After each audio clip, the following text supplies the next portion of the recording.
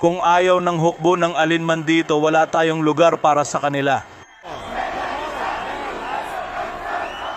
Pumasok na tayo sa ika-12 araw ng pag-aaklas. At opisyal nang hindi na makontrol ang sitwasyon sa Iran. Hindi na lang sigaw sa kalsada ang nakikita natin, kundi pati mga himpilan ng pulisya inaatake, komandante binabaril sa araw, at bandila sinusunog sa plaza. Habang naghahanda ang Ayatollah na patayin ang internet, nagpadala na ng malinaw na mensahe ang United States. Itigil ang pagpatay, kundi kami ang kikilos. Heto ang pinakabagong balita mula mismo sa lugar. Parami ng parami ang mga lungsod na sumasali sa revolusyon. Sa nakalipas na 24 na oras, kapansin-pansin ang pagdami ng mga protesta sa buong bansa. Pati na rin ang laki ng mga ito. Isang viral video sa Iranian social media ang nagpapakita ng babaeng nagpoprotesta, duguan ang muka at sumisigaw na hindi na siya natatakot. Panoorin ito. Ang mga ganitong video ay mas nagdadala ng tao sa kalsada at napagtatanto nilang panahon na para sa pagbabago. At may kakaiba rin sa mga protestang ito kumpara sa mga naunang naganap sa bansa. Makikita mo na mas desentralisado at mas kalat ito sa iba't ibang lugar.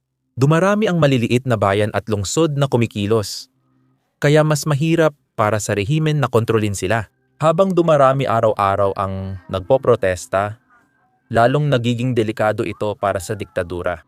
Ayon sa ilang ulat ng agham pampulitika, ang antas ng partisipasyon sa mga protestang ito ay umaabot na sa kritikal na 4 na threshold.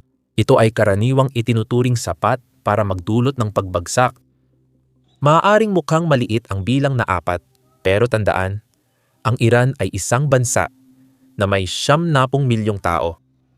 Ibig sabihin, 4% ng populasyon ay 36 na milyong nagpoprotesta. Nakakatakot na tanawin yan para sa kahit anong gobyerno, lalo na sa isang diktadura.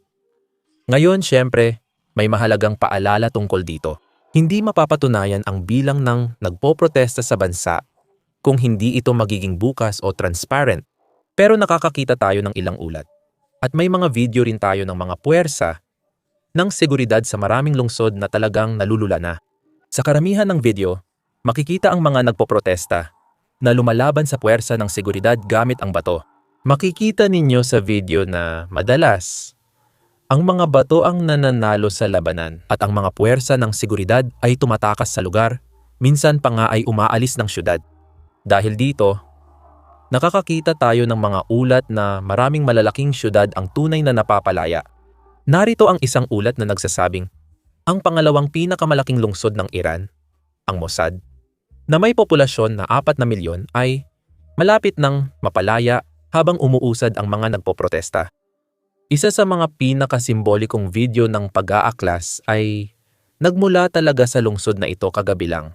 Sa video na ito, makikita natin ang mga nagpoprotesta na ibinababa ang watawat ng Islamikong rehimen at pinupunit ito sa gitna ng lungsod. Tingnan ninyo ito, kinuha namin ang watawat ni Bashar al-Assad.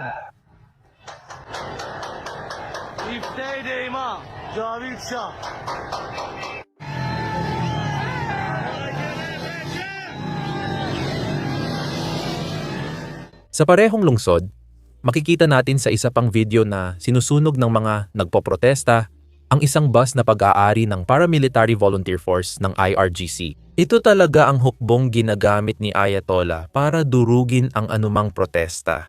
Sa parehong lungsod, may lumabas na video ng mga nagpoprotesta na umatake at nagsunog ng isang paaralang panrelihiyon. Maraming Iranians ang nakikita ang mga paaralang ito bilang pinagmumulan ng problema. Dahil, gaya ng alam na ng marami sa inyo, ang Iran ay isang teokrasya. Marami sa mga paaralang panrelihiyon ay naging parang sangay ng gobyerno na ang layunin ay hugasan ang utak ng susunod na henerasyon. Ngayon, dito nagiging interesante ang mga bagay dahil nakikita rin natin ang ilang mga leader ng relihiyon, ilang mga kleriko na sumusuporta sa mga nagpoprotesta at nananawagan ng pagpapatalsik kay Ayatollah Khamenei. Pakinggan ninyo ito. Tutol ako sa mapanupil at kriminal na gobyernong ito. Sumpainawa ng Diyos si Khomeini na nagdala ng paghihirap sa sambayan ng Iran, bansa ng Iran at mismong relihiyon.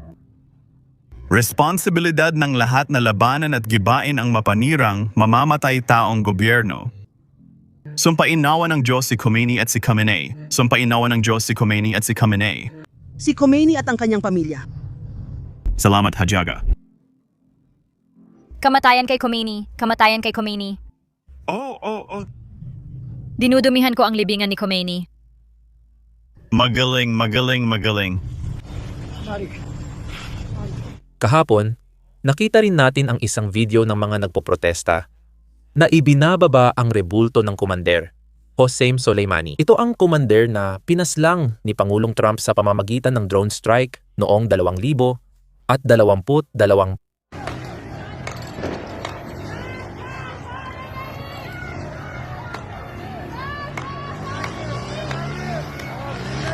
Ngayon, para ipakita ang laki ng pagbabago sa damdamin ng bansa, makikita ninyo sa screen ang pampublikong libing ng commander noong siya'y namatay noong 2020. Napakaraming tao talaga ang dumalo sa pangunahing lugar kung saan ito naganap at marami pang iba ang sumali.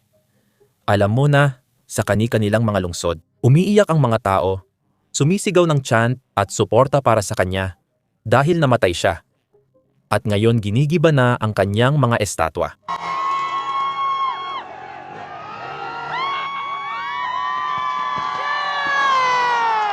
Ito mismo ang dahilan kung bakit nag-aaklas ang mga lungsod sa Iran sa buong bansa.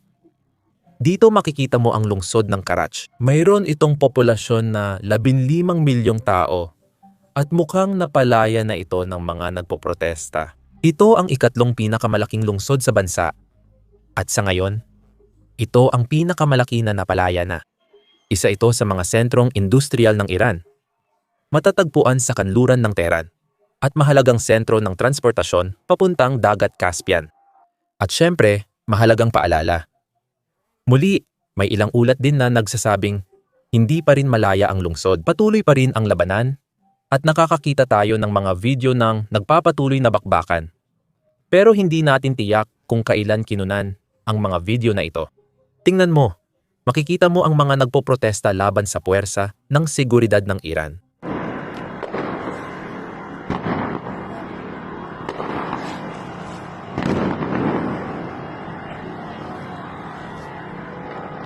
Pagkatapos, dumating tayo sa isa sa pinaka-nakagugulat na video na lumabas kahapon. Sa lungsod ng Sahar sa Iran, isang komander ng istasyon ng pulis ang binaril sa gitna ng araw. At ang grupong nagsagawa ng aksyong ito ay aktual na naglabas ng video. Ang grupong ito ay ang Iranian Baloj Group na tinatawag na Jasar al-Od.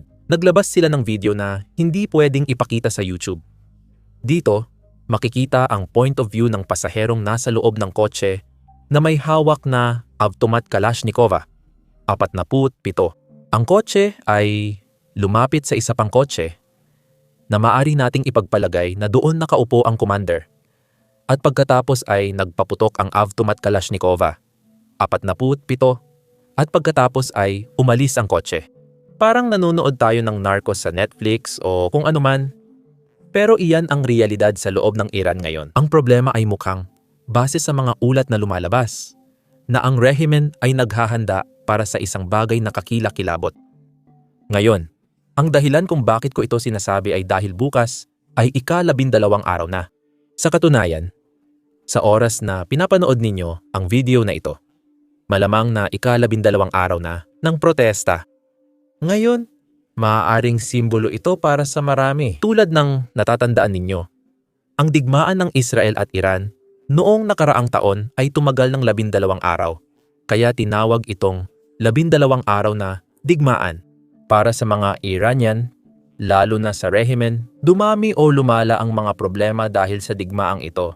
Nakita ng mga tao na walang kakayahan ang mga puwersa ng Iran na lumaban sa Israel. Masama itong balita para sa gobyernong nag-angkin ng lehitimong kakayahang labanan ang Israel. Kaya naman, base sa mga ulat na lumalabas, mukhang naghahanda ang rehimeng Islamiko para sa isang malawakang internet blackout sa bansa. Kahit para sa ika-12 araw pakinggan ninyo ang mensahe ng anak ng dating Shah ng Iran. Mga kababayan ko, ngayong Miyerkules, Enero 7 ang inyong presensya sa buong Iran ay hindi pa nangyari noon at ito ay nagsisilbing pahayag ng kahandaan para sa plano bukas. Panawagan para sa Huwebes, Enero 8:08 p.m. Siyempre, may mga ulat na nakarating sa amin na ang rehimen ay labis na natatakot at muling sinusubukang putulin ang internet. Tandaan na hindi mapuputol ang ating komunikasyon kahit gamit ang libu-libong Starlink na aparato sa Iran or sa Iran International at Minodo na mga television network. Ngunit kung gagawa ng ganitong pagkakamali ang rehimen at puputulin ang internet, iyon mismo ay magiging panibagong panawagan upang ipagpatuloy ninyo ang inyong presensya at ang pag-angkin sa mga lansangan. Sa ganitong paraan, magdadagdag kayo ng pako sa kabaong ng rehimen at kayo ang magtatagumpay. Mabuhay ang Iran ngayon. Ito mismo ang nangyari noon kapag may mga protesta sa loob ng Iran. Gaya ng nakikita ninyo sa screenshot sa inyong screen. Maraming protesta na ang nangyari sa Iran nitong mga nakaraang dekada. At sa bawat pagkakataon, sa kasamaang palad, nakaligtas pa rin ang rehimen. Paano sila nakaligtas? Sa totoo lang, malupit talaga ang teokrasya. At marami pa ring tao na sumusuporta sa teokrasya na ito. Kapag sobrang magulo na ang sitwasyon, pinapatay nila ang internet at walang awang pumapatay. Ganyan mismo na panatili ni Ayatollah ang kanyang kapangyarihan. Hanggang ngayon. Siyempre, hindi naman ibig sabihin na mangyayari ulit ito ngayon. Pero kailangan pa rin nating tandaan iyon. Ngayon, dito, gusto kong ituro ang dalawang bagay na nandito ngayon na wala noong mga nakaraang pagsupil na ginawa ng teokrasya. Una, mas mahihirapan na ang rehimen na patayin ang internet dahil sa Starlink. Ngayon, baka alam na ng ilan sa inyo. Pero ang Starlink ay bagong kumpanya ni Elon Musk na nagbibigay ng internet direkta mula satellite, katulad ng internet sa telepono. Ibig sabihin, hindi mo na kailangang umasa sa mga kable o wire o kung ano paman. Pero ang kailangan mo ay isang Starlink terminal. Buksan mo lang ang terminal, kokonekta ito sa satellite, at ayun, may wifi ka na ngayon. Hindi ako eksperto sa batas ng Iran, pero sa pagkakaalam ko, illegal ang pagbebenta ng Starlink terminal sa Iran. Pero alam natin na may libo-libo, siguro 10,000 terminal na naipuslit papasok. Kaya dapat mas mahirapan ang mga security forces na tuluyang patayin ang internet.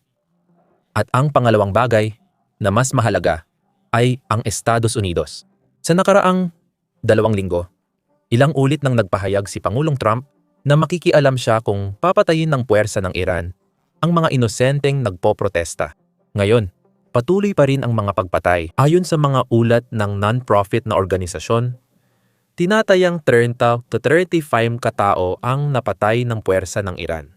Pero kung tumaas pa ng malaki ang bilang na yan, tataas din ng husto ang posibilidad ng pakikialam ng United States, baka pati ng Israel, or baka Israel lang ang makialam. Kagabi, Enero 8 may sinabi ang isang tao mula sa White House sa Iran International na tutugon ang Estados Unidos kung magsimulang pumatay ng mga nagpoprotesta ang Iran. Kaya malinaw na kinukumpirma lang nito ang mga pahayag na ginagawa ng Pangulo sa publiko ngayon. Ang pakikialam ng United States ay hindi naman kailangang mga hulugan ng pagpapadala ng mga sundalo sa lupa. Nakita na natin yan sa Venezuela. At bukod pa dyan, mayroon tayong dating Pangulo. Sa Libya, hindi na kailangan ng United States sundalo sa lupa. Sapat na ang United States Air Force para suportahan ang mga nagpoprotesta sa kanilang layunin. Maaaring mangyari iyon. Narito ang ilang eksperto na nagbibigay ng kanilang opinyon. Isa sa mga isyong madalas nating nababasa sa balita mula nang mahuli si Maduro ay kung paano na-infiltrate ng United States Intelligence ang kanyang mga malalapit na tao. Mahalaga ang papel nito kaya naging matagumpay ang operation sa ilang oras lang. Sa madaling salita, meron ba ang United States o mga kaalyadong bansa tulad ng Israel ng ganitong kakayahan sa Iran? Malaking tanong yan. Pero kung titignan ang 12 araw na digmaan nung tag-init ng 2025 malinaw na Israel, siguradong sa Estados Unidos tiyak na marami silang mata at tenga sa loob ng rehimeng Iranian. Kung hindi nila magawa yung mga target na assassination na nais nila. Mas gusto ni Pangulong Trump ang walang panganib at walang sundalong ipadala, parang surgical na pag-atake. Kaya naman posible nating isipin na baka iniisip niya ang ganong klase ng hakbang. Kaya malinaw na marami tayong dapat abangan sa Iran. Kaya kung hindi ka pa nakakapag-subscribe, siguraduhing mag-subscribe ka sa ibaba.